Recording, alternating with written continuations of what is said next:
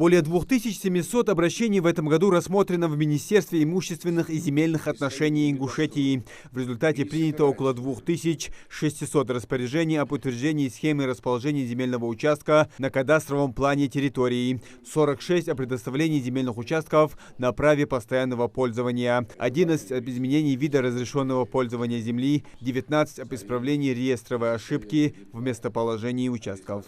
Это участки, Махмуд Али Максимович, которые вообще, вот они были выделены в 96-м, 98-м, 2000-е года.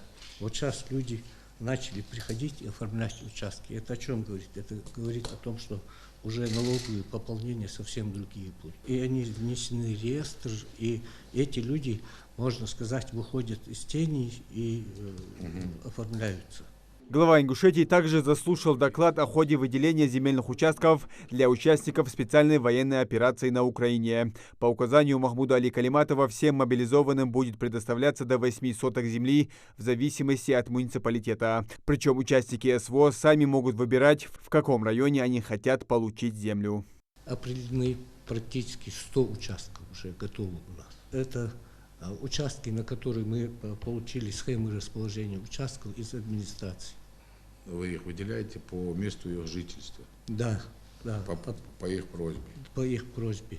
И они не обремененные? Абсолютно нет. Это первые условия, которые я ставлю, чтобы никаких проблем с этими участками не было.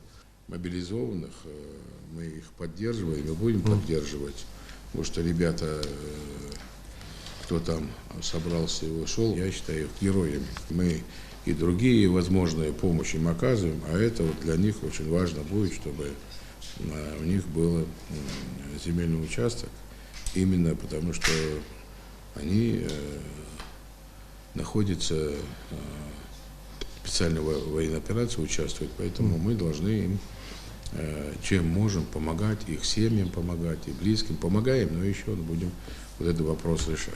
Почти в 3 раза за этот год увеличились показатели доходов в бюджет республики от использования госимущества. В 2021 году было собрано 23 миллиона 600 тысяч рублей, в то время как за 11 месяцев 2022 года эта цифра превысила 62 миллиона. Такие показатели по данным Минимущества достигнуты за счет вовлечения в гражданский оборот объектов движимого и недвижимого имущества, которые ранее неэффективно использовались арендаторами. Цифры хорошие, но все еще есть куда стремиться. Все должны понимать, что самозахваты, незаконное владение, отсутствие платы, если в аренде, будут возвращены юридически в собственность республики. Мы не позволим просто владеть им и не приносить пользу республике и людям. Потому что аренду плату не платят, значит, надо идти в суд и изыскать и возвращать. Как отметил Мухажир Албаков, в этом году переведен в аренду 191 земельный участок. Заключено 47 договоров купли-продажи земельных участков, на которых расположены строения. В судебные инстанции министерство направило 72 заявления о взыскании задолженности по арендной плате на общую сумму более 30 миллионов рублей. Муслим Ганиев, Новости 24.